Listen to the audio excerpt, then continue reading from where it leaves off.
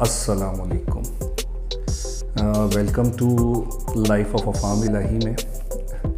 नाज़रीन, कल हमने बात की थी रिगार्डिंग कि बैंक अकाउंट किस तरह ओपन होता है। आज थोड़ी सी बात करते हैं कि बैंक अकाउंट के साथ जो इसकी फ़र्दर प्रोडक्ट्स हैं वो हम किस तरह ले सकते हैं, जिसमें कंज्यूमर फाइनेंस हो गया, उसके अलावा हाउस लोन हो गया, फिर कार लोन हो गया, उसके अलावा पर्सनल लोन किस तरह लिया जाता है, फिर बिज़नेस लोन किस तरह लिया जाता है। अच्छा, ये सवाल जो है मेरे साथ बहुत ज़्यादा जो मेरे मिलने वाले हैं या दोस्त अहबाब हैं वो क्वेश्चन करते हैं कि आप बैंक में काम करते हैं या फाइनेंशियल इंडस्ट्री के अंदर हैं, तो हमें बताएं हमें कारोबार के लिए लोन किस तरह मिलेगा। तो ये एक बड़ा जो है ना क्वेश्चन है, और अक्सर हमसे लोग आके मिलते हैं कि जनाब देखें मेरे पास मेरा घर रख लें, मेरा प्लॉट रख लें, मॉर्गेज कर लें, उसके अगेंस्ट मुझे जो है फाइनेंसिंग करवा दें। अब मैं चंद चीज़ें यहाँ पे वजाहत के साथ आप लोगों को बयान करना चाहूँगा कि देखें बैंक लोन किन को देता है और किस तरह उसका प्रोसीजर है, वो किस तरह देता है। तो जो बैंक की या किसी भी इदारे की किसी भी शख्स को लोन देने की एक जो ये कह लें कि जो लैंड करने का तरीक़ेकार है वो इस तरह होता है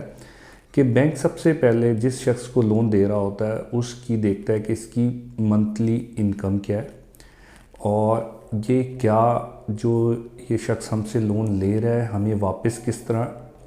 मार्कअप के साथ या इंटरेस्ट के साथ किस तरह हमें वापस करेगा। ये बड़ा ज़रूरी होता है कि हम ये समझ जाएं कि जब भी हम बैंक जाएंगे और बैंक के लिए अप्लाई करेंगे तो उससे पहले हमारी एक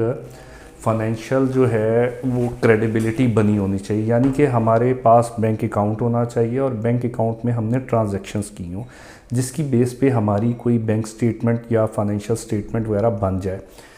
इसी में इस तरह होता है कि अब आप अगर कंज्यूमर लोन की बात जो सबसे इजी है वो बात करते हैं, जिसमें क्रेडिट कार्ड आ जाता है, पर्सनल लोन आ जाता है, कार फाइनेंसिंग आ जाती है, या फिर रेडी लाइन आ जाती है कि आपको कैश की सहूलत दी जाती है बैंक की तरफ से, मगर उसके ऊपर बैंक अपना मार्कअप भी चार्ज करता है और काफ़ी वो, क्योंकि ये अनसिक्योर लोन होते हैं और सिक्योर मीन के इस पर कोई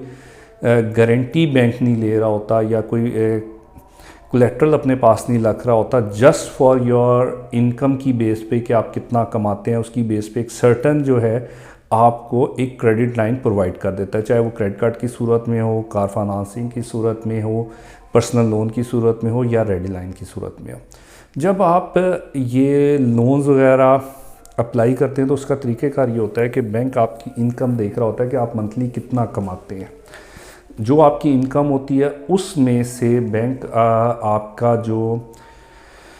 हाउस होल्ड एक्सपेंस है उसकी एक रेशियो उन्होंने बनाई होती है, उसको माइनस करता है और फिर बताता है कि जी इसकी इतनी जो है ये वर्थ है कि ये इतना लोन उसके बचत करके इतने मल्टीप्लाई से ये हम इसको लोन दे देते हैं, ताकि ये हमें मंथली इंस्टॉलमेंट पे हमारा लोन वापस कर। ये कार फाइनेंसिंग के लिए भी यही रूल होता है और इसी तरह credit card and personal loan के लिए भी वो यही रूल अप्लाई करते हैं। इसके बाद आ जाता है जनाब बिज़नेस लोन, जो ज़्यादातर लोगों का क्वेश्चन होता है कि जनाब मुझे कुछ कारोबार के लिए, अपने कारोबार को बढ़ाने के लिए, अगर जो कोई कारोबार कर रहा है तो उसको बढ़ाने के लिए मुझे लोन मिल जाए, या मैंने कारोबार करना है तो मुझे उसके लिए लोन मिल जाए। तो दोस्तों उसके लिए सबसे पहले ज़रूरी होता है कि आप जिस बिज़नेस के लिए आप लोन लेना चाह रहे हैं उसकी आपके पास प्रॉपर इंफॉर्मेशन और स्टडी होनी चाहिए। मिसाल के तौर पे कोई शख्स अगर एक दुकान बनाना चाह रहा है और दुकान बनाना चाह रहा है वो गारमेंट्स की या फिर कोई उसके जिसमें भी उसको हुनर है उसकी वो दुकान बनाना चाह रहा है, तो उसके सबसे पहले नो होनी चाहिए, उसको पता होना चाहिए कि मेरे पास कितने क्लाइंट आएंगे, मेरी इनकम इसमें कितनी जनरेट होगी और मैं जो बैंक से लोन ले रहा हूँ इसको वापस मैं कितने अरसे में कर दूँगा। अब होता ये है कि ज़्यादातर को पता भी नहीं होता कि उसने कारोबार क्या करना है और